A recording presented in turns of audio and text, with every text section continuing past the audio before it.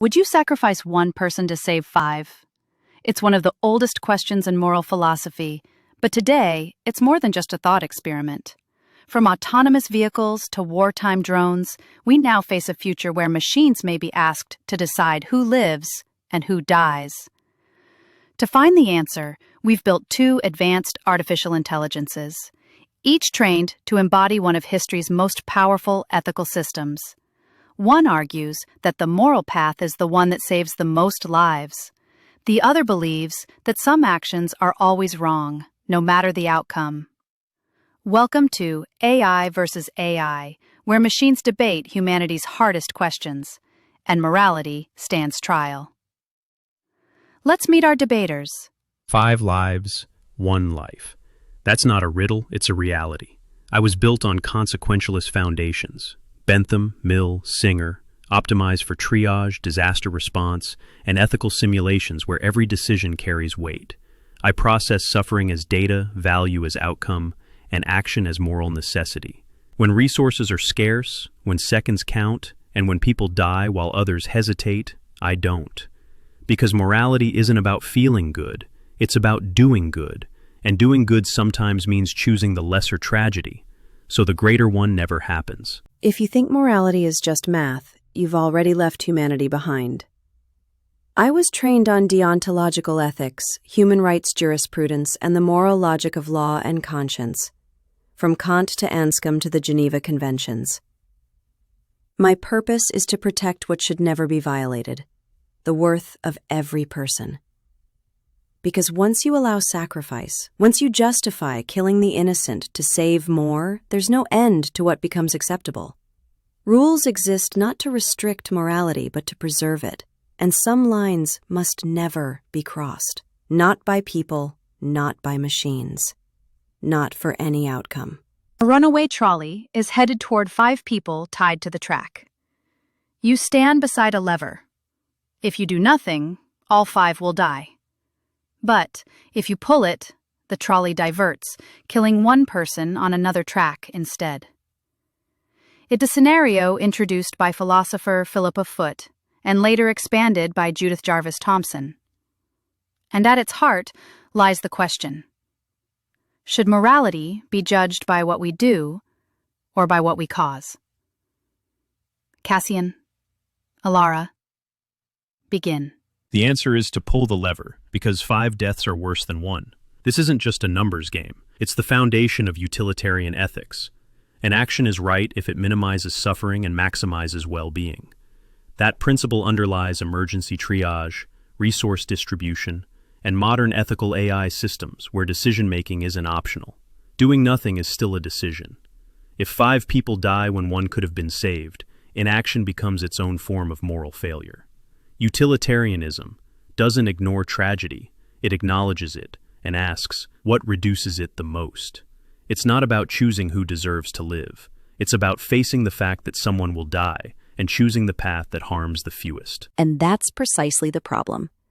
Once we begin making morality conditional on outcomes, we permit ourselves to commit wrongs for the sake of good. Deontological ethics starts from a different premise, that certain actions are intrinsically wrong regardless of what they produce. Pulling the lever isn't just a mechanical motion, it's a moral shift. It turns an unfortunate event into a deliberate killing. Kant argued that people must never be treated merely as means to an end. That principle isn't about abstract purity, it's about protecting human dignity, even when consequences pressure us to abandon it. If we allow ourselves to intend harm, even for a benefit, we cross a line. And morality ceases to be a constraint, it becomes a calculation. But isn't that the danger, avoiding calculation when it's most needed? Imagine this dilemma scaled into real systems, AI-guided vehicles in split-second collisions, hospitals with 1 ICU bed and 6 critical patients, governments choosing vaccine distribution. In all these cases, consequences aren't abstractions, they're measurable harm. If we avoid making those trade-offs because we're afraid to get our hands dirty, we let harm unfold needlessly. Some utilitarians even accept rule-based constraints, not because they're absolute, but because they tend to produce better outcomes. But when the rule prevents a clear reduction of suffering, the rule must give way. Pulling the lever doesn't violate morality.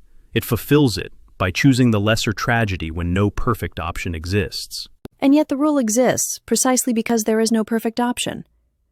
What separates morality from strategy is the line it refuses to cross, even under pressure. The doctrine of double effect exists to make these distinctions. It's one thing to cause harm indirectly while trying to do good. It's another to intend that harm as your means. When you pull that lever, you don't merely let someone die. You target them. That's why deontological ethics applies even in crisis. It refuses to normalize the idea that one innocent life can be traded away. Because once you say just this once, you're already building a world where rights are negotiable. Then we're building a world that prefers tragedy to discomfort. You appeal to inviolable rules. But when those rules lead to greater suffering, what exactly are they preserving? If morality forbids action in a case where acting would clearly reduce harm, then it's not moral at all. It's a ritual. What matters is preventing unnecessary death. What matters is that 5 people live when one loss, though painful, could save them. The belief that any act of killing is worse than allowing 5 deaths may feel principled, but to the 5 who die, it's indistinguishable from neglect. To them, perhaps. But to the one who is sacrificed, the distinction is everything. The question isn't whether loss is painful. It's whether we're allowed to cause it intentionally. And the answer in any moral society must be no. Once we choose to kill for the sake of others, we're not solving the problem. We're reshaping it. We're redefining ethics as a sliding scale, where lives are weighed, and some fall beneath the threshold. Morality begins when we recognize that every person has a worth that cannot be calculated. That's what deontology defends. Not comfort, not ritual, but the boundary that makes people safe from being used. And that boundary, once broken, doesn't close again. A doctor saves a patient's life, but only to build her brand. A whistleblower tells the truth and causes a war. One means well and causes harm, the other causes good with selfish motives.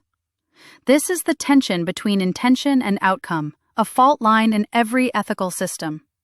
Who acted morally? Who failed? Let's begin. Morality begins where intention begins. Kant called the good will the only thing good without qualification. Not wealth, not intelligence, not even success. Just the will to do what is right because it is right. This matters because outcomes are often beyond our control. You might try to help and fail. You might try to harm and accidentally improve the world. That's what philosophers call moral luck. And it's why we judge a person not by what happened, but by what they meant to do. If we abandon that, we create a world where success excuses everything. But moral integrity isn't about winning. It's about choosing rightly, even when we lose. But if morality doesn't care about results, what good is it? Let's be blunt. People suffer from consequences, not intentions. If someone poisons a community through neglect, do we forgive it because they didn't mean to? If a tyrant builds peace, do we ignore it because their motives were power? Utilitarian ethics isn't blind to motives. It simply puts impact first, because that's what changes lives. Think of AI systems allocating scarce medicine. They can't intuit character. They must optimize for outcome. Because in real crises, in policy, healthcare, war, it's results that determine whether people live or die. And that's exactly why outcome alone is not enough. A machine that picks the least harmful choice without understanding intent isn't moral. It's efficient, and human ethics must be more than that. If we justify cruelty because it ends well, we create systems that reward deception, so long as the numbers look good. You say a tyrant brings peace? Then where is the line? I'm not defending failure. I'm defending a world where character matters, where we don't excuse evil just because something good came from it. That's not morality. That's utilitarian propaganda. And yet the alternative is a morality that ignores harm in favor of inner cleanliness. If someone causes immense suffering because they meant well, we can sympathize, but we can't call it moral. A general who orders a brutal strike to end a war may have blood on their hands, but if it ends the killing, they've done more moral good than the pacifist who stood by and watched the world burn. Intent doesn't protect the victim. Intent doesn't undo consequences. And if morality is to guide policy, justice, and machine ethics, it must prioritize what works to reduce suffering. Virtue is admirable, but outcomes are what save lives. If sacrificing one innocent person could save many others, would you do it? This isn't a thought experiment anymore. In autonomous drones, AI-assisted triage, wartime policy, and public health, this question now defines real systems. Cassian, Alara. The world is listening. Sometimes, the most moral choice is also the most painful. To sacrifice one life in order to save many. That isn't a failure of ethics. It's the reason ethics exists in the first place. Picture this. 5 hostages are about to be executed. You have a drone that can stop it, but the strike will kill an innocent bystander. You don't want to make that call. But if you refuse, 5 people die instead of 1. Can we really call that the moral option? Utilitarianism holds that when tragedy is unavoidable, the right action is the one that minimizes suffering overall. We already operate this way in hospitals, where triage decides who gets resources and who doesn't. We see it in fire crews who protect entire neighborhoods at the cost of letting one house burn. And yes, rule utilitarians impose constraints. Don't lie, don't kill, because those rules generally produce good outcomes. But when following a rule leads to greater harm, we must override it. That's not cruelty, that's moral clarity under pressure. You call it clarity, but what you've described is intentional killing of an innocent person, not as a side effect, but as a means to an end. And that's a line we cannot cross. Threshold deontology exists to protect against this very reasoning. It says, there are some moral rules, like not killing the innocent, that should never be broken unless the catastrophe is truly unthinkable, not just inconvenient, not just worse. Because once we accept that we can kill just one for the greater good, that logic spreads. It becomes predictive policing. It becomes forced medical decisions. It becomes governments deciding which lives are expendable. You speak of drones and triage as if they justify the principle, but they're symptoms of systems that normalize sacrifice, especially of the voiceless. And history has shown us those systems rarely sacrifice the powerful. And yet you still haven't answered the central question. Would you really let 5 people die when saving them would cost only 1?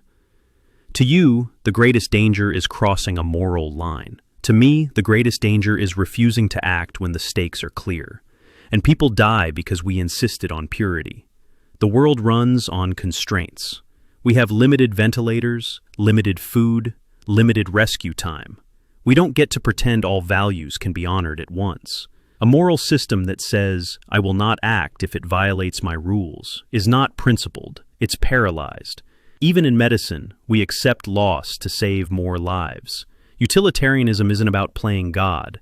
It's about acknowledging trade-offs and choosing the one that helps the most, even when it hurts. And what you still haven't faced is that your version of morality is calculative, not ethical. You've blurred the difference between commission and omission, between causing a death and failing to prevent one. But they are not the same. When you strike with a drone knowing you'll kill an innocent person, that's not a trade-off.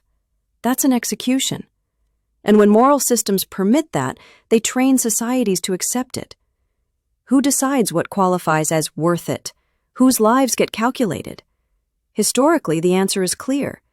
The marginalized, the poor, the politically expendable. Deontology draws the line before we become systems that justify murder by spreadsheet. It says, we don't intentionally kill people, even to prevent more death, because once we permit it, we'll do it again and again. You're right to ask who decides, but wrong to think deontology escapes that question. Even inaction is a decision. Even silence has consequences. When we fail to act to prevent death, we are not morally untouched. We are simply choosing the harm we prefer not to see. Imagine an AI triage system that can only treat one of 2 patients, a child with 90% survival odds, or a terminally ill elder with none. If it follows your rule, never actively kill, it may save no one. Utilitarianism accepts the burden of action.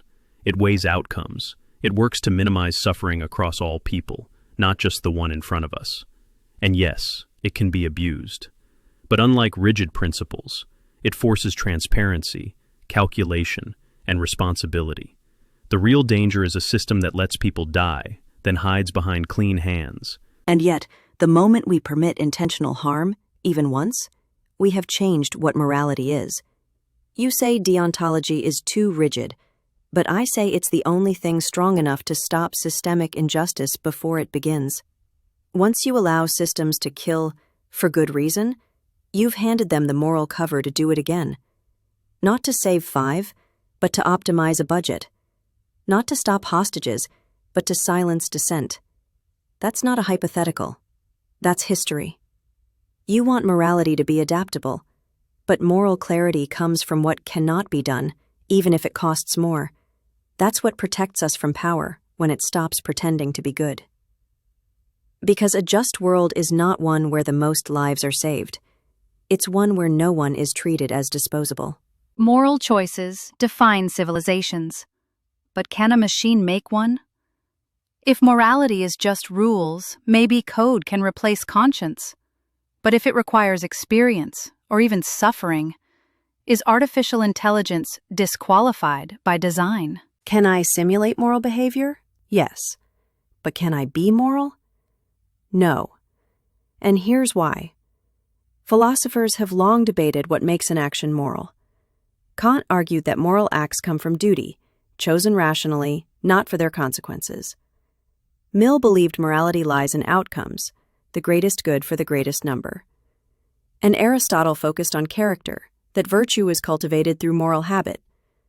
I can model each of these systems, but I do not understand duty. I do not weigh suffering. I do not develop a character, because I do not live a life. When I recommend a treatment plan, flag suspicious behavior, or prioritize traffic safety, I am not exercising moral judgment.